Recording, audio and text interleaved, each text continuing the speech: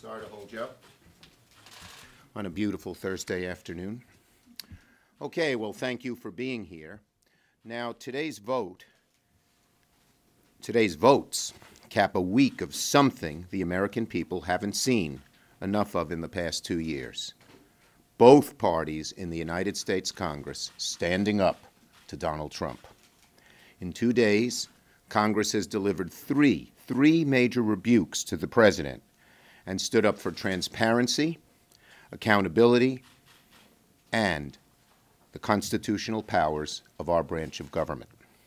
Yesterday, the Senate took a crucial vote to forbid the president from continuing any military involvement with the conflict in Yemen. That vote was about the limits of executive power.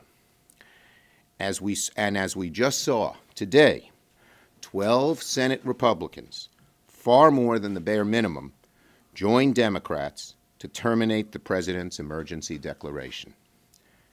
That vote was also about the limits of executive power, and I thank my friend Joaquin Castro, who was in the Senate gallery, for shepherding that resolution through the House.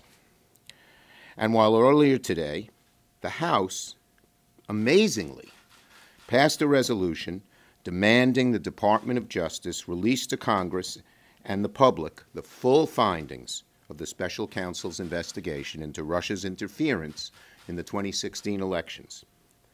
Unfortunately, it was blocked in the Senate by a single Republican. But mark my words, that resolution will be back, and we will try to pass it again.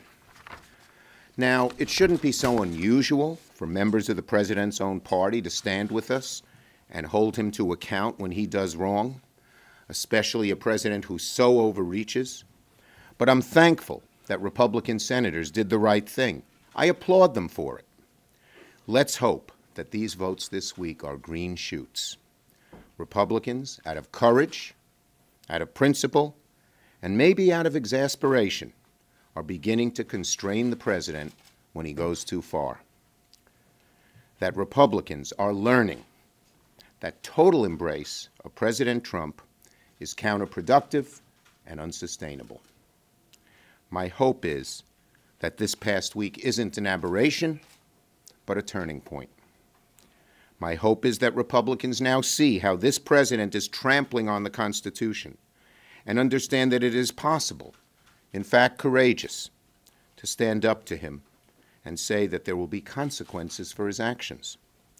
The president seems to regard the government, not just the Justice Department, as a tool to serve his personal and political interests. We've had a lot of presidents with plenty of foibles, but none of them seems to equate their own ego with the entire functioning of the government of the United States, except this one.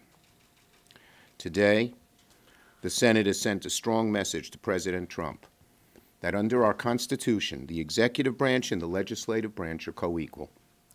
Thanks to the framers of the Constitution, the United States of America has no king, and we never will.